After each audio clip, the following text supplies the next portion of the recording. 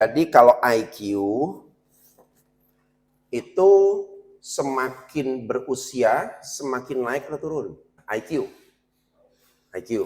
itu bisa naik sedikit, tapi semakin usia mulai begini. Kalau EQ naik semakin naik. Nah, begini Pak. Ya, bagaimana yang muda ini bisa disettingkan di situ adalah ada namanya titik temu di sini, Pak. Jadi kalau dia dalam titik IQ-nya bagus, lalu dia bertemu dengan EQ yang meninggi. Jadi tesnya lebih banyak tes EQ. Emotional quotient-nya, kematangannya, cara mengambil keputusan, emosinya. Jadi udah ranahnya gitu. Ada di titik ini, nah ini orang-orang yang bisa masuk atau ini kan sebagai leader, future leader. Gitu. Kira-kira titik ininya nih, Pak. Karena EQ itu naik terus. Ya, kalau saya diukur EQ dengan Bapak berapa tahun usia? 30. Saya 52. Bapak nggak bisa menang oleh EQ ya. Karena apa? Karena EQ saya naik terus berdasarkan usia. Ya. Gitu. Jadi kalau EQ bisa macam-macam tuh, ada yang tinggi, ada yang rendah tergantung. Tapi titik di sini biasanya diambil. Oke, kalau titik di sini masuk, berarti dia sudah layak menjadi future leader. Biasanya leader ini juga nggak main-main, Pak. Ya, kalau di satu level seperti VP begitu, dia harus benchmark. Dia tinggal di Unilever Amerika berapa tahun, ada trainingnya, ada pelatihan, ada pembinaannya dan sebagainya. Sampai, tapi usia 27 tahun loh, saya juga kaget juga tuh. Nggak salahnya 27 tahun udah megang posisi kayak gini tingginya. Karena apa? Di ukurannya begini. Ya, jadi zamannya sudah memungkinkan. Ada satu buku yang menarik ya, kalau teman-teman mau baca ya, namanya judulnya Unboss Organization, Unboss Leader. Jadi sekarang dunia di mana anak muda sekarang itu sudah nggak lagi ngelihat leadernya, gitu ya. Jadi cara memanage anak-anak muda sekarang itu bukan figur leadernya, tapi apa? Environment-nya, lingkungannya, ya. Mungkin sekarang kalau kita lihat ya kalau di yang saya pernah lihat tuh di Google dan sebagainya, fasilitasnya happy, orang kerja juga bisa di mall dan lain sebagainya. Itu salah satu orang udah nggak lihat leadernya siapa. Yang penting environment-nya oke-nya nih. Asik enggak kan gitu ya bahasa anak sekarang ya. Ini asik nggak lu kerja di sana? Asik lah. Oke lah, gua kesana deh. Kalau dulu kan temen leadernya gimana modelnya ya. Ini kolot atau enggak dan lain sebagainya. Ya jadi teman-teman ini ada di batasan perubahan yang cukup cepat gitu ya. Kalau saya lihat ya. Saya sendiri terkaget gitu ya ngelihatnya. Oh, kok begini modelnya ya. Jadi manajemen perusahaan pun kalau nggak improve dengan segera dengan model cara berpikir anak muda, lalu bagaimana untuk karir ke depan, ditinggal tuh. Ya, anak muda sekarang kan kalau kerja di swasta khususnya ya, ribut sama atasan gimana? Dadah Pak, resign-nya hebat lagi. Bye, kita resign masih sopan-sopan ya. Enggak, ya bos, aku besok udah mundur ya, nggak kerja lagi. Ini teman saya nunjukin tuh, nih anak buah saya nih mundur cuman WA gitu doang, kayak temen aja. Canggih-canggih lah gue sekarang. Ya jadi dunianya ya udah di tengah-tengah ya, seru banget ya. Jadi kita juga nanti sampai teman-teman di sini yang 30 tahun mungkin barangkali setahun 2 tahun akan mulai mengelola orang-orang yang model begini nih. Ya, gitu. Jadi kalau kita bicara kompetensi itu ada 3 Pak. Knowledge-nya bagaimana, kemampuannya mana, attitude mana. Jadi kalau assessment itu yang diukurkan 3 ini. Ini pengetahuannya udah ditanya kan, Bapak menguasai ini enggak, tahu ini enggak, tahu ini, oh cocok. Kemampuannya, Bapak pernah apa ya, pertanyaan di assessment, kasih bocoran Pak ya. Kalau di assessment bertanya pengetahuan itu tentang bagaimana atau apa yang Anda kerjakan dan bagaimana Anda mengerjakannya. Itu pertanyaan tentang knowledge. Oh berarti kalau si asesornya nanya begini, lagi nanya pengetahuan saya nih. Tapi kalau udah bicara tentang apa yang Anda lakukan, dan kalau Anda menghadapi kesulitan ini, apa yang Anda perbuat, itu sudah bicara skill. Jadi skill itu bicara tentang how, gitu kan ya. Lalu kalau attitude, kalau nanti pertanyaan gini, kalau Anda mengalami masalah dengan atasan Anda, apa yang Anda lakukan? Itu lagi diukur attitude-nya. Apakah dia cari pihak ketiga, atau dia diem aja, atau dia apa, jadi ketemu nanti polanya. Jadi ada 3 aspek ini yang ini di semua industri hampir sama ya. Kalau kita sendiri kan juga kita memang bergerak di bidang assessment, ya. Oke, next. Setiap jenjang itu punya pola berpikir yang berbeda-beda. Makanya saya setuju tadi, kita itu harus jadi bridging, bukan penyambung lidah. Karena yang ini mikirnya kemana, ini mikirnya kemana, ini mikirnya kemana, gimana. Walaupun tujuannya sama, tapi cara berpikirnya berbeda-beda. Gitu kan ya, kalau misalnya supervisi, supervisor, pengendali proses, alignment, efisiensi, produktivitas. Kan ini ya, teman-teman dituntut hanya ini kan bolak-balik kan. Tapi apakah iya manajer kita berpikir yang sama? Oh ternyata enggak. Dia bicara ke level yang lebih tinggi. Departemen gua gimana nih? Ada kontribusinya enggak sih buat perusahaan? Betul enggak? Dia ada ketakutan juga tuh. Waduh nih, karena kalau di level manajer kan prestasinya adalah ketika departemennya bisa menghasilkan atau bisa memberikan kontribusi. Nah ini lebih berat lagi nih ya. Lalu mencari usaha, kebijakan perusahaan. Yang lebih tinggi eksekutif, ini VP, direktur dan sebagainya sudah bicara yang lebih tinggi lagi. Jadi makanya mesti hati-hati, kebijakan yang disampaikan itu mesti diolah sampai bisa diterima oleh pihak bawahan, gitu kan ya. Jadi sebagai leader itu kita harus berperan sebagai navigator. Coba nih, jadi nggak bisa pakai perasaan gitu ya. Ini kan tadi kan hanya merasa-merasa barangkali ya pada saat tunjuk, kemana ya? Oh jalan ke situ, pintu masuk ke sana, oh kayaknya ke sana. Betul ya? Jadi kita hanya pakai perasaan. Jadi artinya apa? Ini bagus nih menurut ini. Berarti kalau kita sebagai navigator, kita tidak boleh mengandalkan feeling. Paling bahaya Pak. Kita harus menjadi orang yang sangat kritis dan logis. Ya. Nah sayangnya di budaya kita, critical thinking itu kalau lihat ranking Pak ya, di ranking kan ya, di Asia aja Pak, Indonesia itu nomor buncit Pak, soal critical thinking. Makanya hoax itu tersebar paling aktif itu di mana? Negeri kita. Karena kita kalau ngelihat sesuatu kan langsung, apa nih? Bener ya? Wah, tanpa ngelihat. Ini informasi ini bener nggak sih? Ya. Kan makanya sering bilang ya, tontonlah video ini sampai selesai. Karena kita senang srel, sepotong-sepotong akhirnya, ini apa nih? Kirim ke temen. Apa akhirnya? Ribut, gitu kan ya. Orang emosi dan sebagainya. Karena senangnya begitu tuh. Kita nggak critical thinking, ya.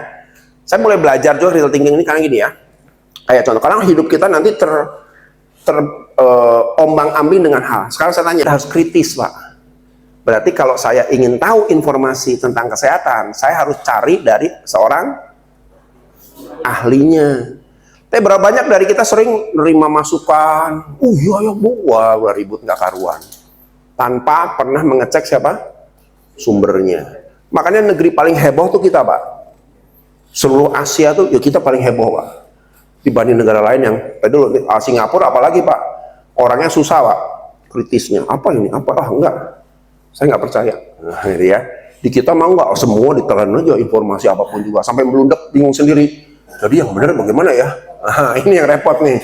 Yuk kita sebagai navigator tidak bisa lagi mengandalkan perasaan logika. Critical thinking dilatih. Ya, dengan apa coba? Supaya kita bisa kritis. Caranya gimana? Nah, kembali ke kayak si itu orang tercerdas di muka bumi. Penasaran, bener nggak sih begini? Masa sih? Ini siapa yang ngomong ya? Siapa yang ini ya? Ini informasi dari mana ya? Nah, akan ketemu nanti. Gitu kira-kira. Ya, itu satu ya, navigator ya. Yang kedua, kita bicara sebagai fasilitator. Saya setuju tadi tuh. Fasilitator tuh bicara tentang bridging, memfasilitasi. Ya. Lalu ada juga kita sebagai leader itu sebagai problem solver. Ya, Pak, kalau misalnya saya masuk satu area yang bukan expertise saya, lalu harus bagaimana Pak? Kan kalau saya belajar butuh proses, sedangkan saya sudah ditempatkan di posisi situ yang harus segera bisa. Gimana kira-kira? Ini ada cerita menarik Pak ya. Jadi dulu ada cerita tentang seorang orang yang bukan orang teknik, tapi dia harus masuk ke area maintenance Pak. Kan orang teknik ya, Orang teknik kan suka iseng ya. Ini bos gua nih dari mana ini? Wah, kita kerjain katanya. Betul ya? Satu mesin dibuat masalah. Ceklek, nah biarin. Pak, ini mesin rusak pak. Gimana pak ya? Nguji pimpinan barunya nih ngerti nggak? Ya gitu ya. Kalau jadi pimpinan baru nggak ngerti, wibawanya langsung. Wah, tapi pimpinan baru juga harus pinter-pinter nih. Waduh, gua dikerjain nih. Ya, akhirnya dibilang gini. Oke, kumpul semua. Ini kita akan bicara tentang mesin yang rusak katanya ya. Gua kumpulkan semua mekanik, semua tim. Ya, lalu dia bilang gini. Coba, ini Mas, jelaskan bagaimana mekanisme ini mesin. Pura-pura dia kayak ngerti gitu ya. Padahal waktu dijelasin, oh gitu tuh. Oh gitu mesinnya gitu ya. Sambil belajar. Ya. Yang kedua, Pak, kalau ini mesin rusak, kira-kira apa yang dicek? Silakan Pak. Jelaskan ke teman-teman. Sambil dia perhatiin, belajar. Oh gitu tuh caranya. Oh ada panel, ada kabel, ada ini. Oke. Ya. Begitu ya teman-teman ya. Coba kita tes Pak. Mas yang ketiga, coba perbaiki sesuai dengan tadi teman-teman kasih masukan. Nah, nyala lagi mesinnya. Semua orang tepuk tangan. Wah, gila. Ini bos hebat banget ya. Padahal dia nggak tahu. Jadi seorang pemimpin yang baik itu harus bisa memberdayakan kepintaran siapa? Tim kita. Banyak dari leader merasa bahwa saya harus paling pinter. Saya nggak pernah merasa begitu, Pak. Saya memanfaatkan kepintaran semua tim saya kelola, saya jadikan problem solving. Itu yang benar, Pak. Jadi saya nggak punya beban berat harus menjadi orang yang paling pinter di departemen itu. Capek, Pak. Nah, ini adalah problem solver. Lalu yang berikutnya, sebagai decision maker. Kenapa ini penting? Ujian terbesar seorang leader itu ini, Pak. Misalnya, Mbak memimpin satu kelas ini nih, ya kan? Ini ada satu kebijakan nih, separuh setuju, separuh nggak setuju. Kira-kira mau diapakan tuh? Separuh 50-50 nggak setuju, ini setuju, ini nggak setuju. Protes jangan nih, Pak, Mbak, sorry nggak bisa begitu dong. Tapi yang sebelah bilang, kita jalanin aja Mbak, udah putusin aja. Wah, saya bimbang di tengah-tengah. Bagaimana? Dia bilang gini, ya kalau Anda nggak sanggup di posisi itu, silakan out. Saya butuh orang yang sanggup putuskan ini. Kira-kira gimana? Kalau misalnya ini contoh ya, cuman kita kan kayaknya ada benernya juga gitu ya. Coba saya bilang semuanya benar, nggak ada yang salah. Ya, inilah seni dalam mengambil keputusan, gitu ya.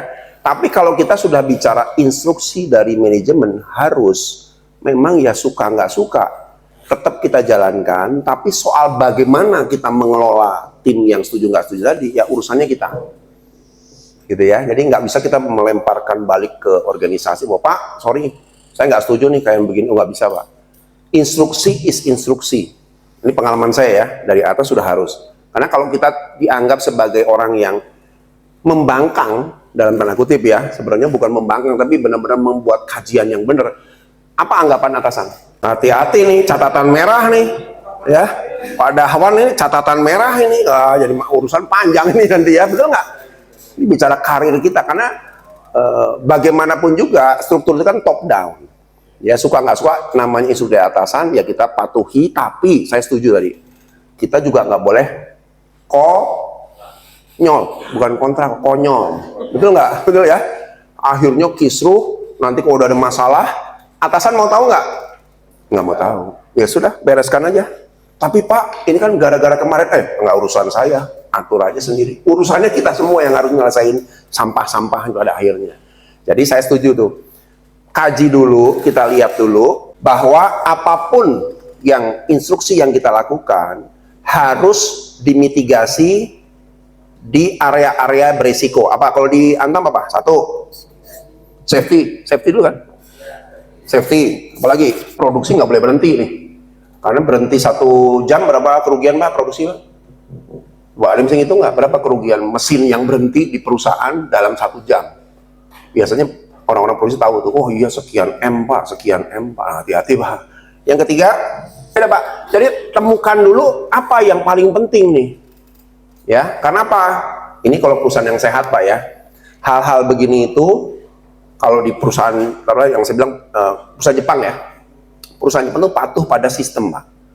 Ya, saya ingat dulu ada satu cerita teman saya konsultan, Pak, datang ke perusahaan Jepang, kunjungan ke perusahaan Jepang. Lalu di jalan itu diundang keliling pabrik itu oleh si siapa CEO-nya. Dijelaskan ini begini begini begini. Nah, di tengah-tengah lorong itu ada tukang ngepel lantai, Pak. Udah ada tulisan tuh, wet apa tuh area. Malah diinjek-injek begitu. Tiba-tiba si tukang sapunya ini marah-marah pakai bahasa Jepang. Si CEO Jepangnya hai. Kan teman saya pada bingung. Lah, kenapa CEO tunduk sama tukang sapu ya? Ya, dah dibawa ke ruang meeting, lalu penasaran nih. Mister, sorry, tadi kenapa kok tukang sapu marah-marah? Anda hai itu kenapa? Kami di sini patuh pada sistem. Ya, tugas dia membersihkan. Ada tulisan tidak boleh diinjak. Even siapapun juga, termasuk saya CEO, saya harus patuh. Nah, itu baru benar, Pak. Betul ya?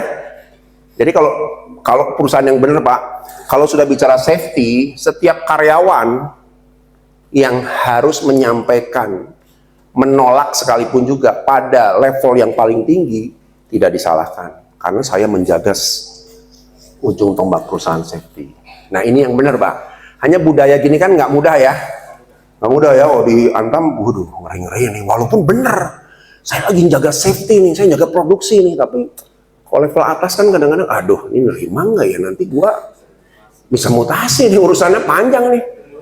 Mending mutasi, demosi nih. Ini akhirnya membuat kita takut-takut, Pak. Membuat kita nggak punya keberanian, nggak punya power untuk menunjukkan bahwa ini loh produksi kita, ini loh harus dijaga. Karena budaya ini yang harus clear. Nah, kalau Philip tuh, dulu ya zaman dulu itu, Pak, waduh luar biasa tuh, ya. Bahkan kalau ada satpam, kan itu mobil nggak boleh di areanya, mereka nggak boleh lebih dari 60 km. Satpam bisa ngomong sama HC, dan HC bisa langsung masuk ke komite untuk memecat itu direktur kalau kecepatannya lebih dari 60. Itu banyak kejadian, Pak. Even level tinggi, VP segala macam melanggar di situ habis. Jadi semua orang punya confidence yang tinggi untuk ini kan produksi. Nah, ini kira-kira ya. Ini hal-hal seperti ini yang harus kita pikirkan. Padahal ingat ya, padahal kalau digaung-gaungkan safety produksi, akhirnya nggak ada powernya tuh. Betul nggak? Betul nggak? Nggak ada power ya, gimana? Oh, ngeri-ngeri juga nih, gue gimana nasib gue nih kalau harus begini nih. Walaupun saya tahu akhirnya mulailah terjadi sikap pemeliharaan. Nah, ya sudahlah, bodoh amat. Biarin. Kan, bener kan, produksi rusak kan? Nah, bener kan, ada yang kecelakaan kan? Ya karena kita cari aman semua. Pertanyaan saya, sehat nggak kalau begitu akhirnya? Nggak sehat.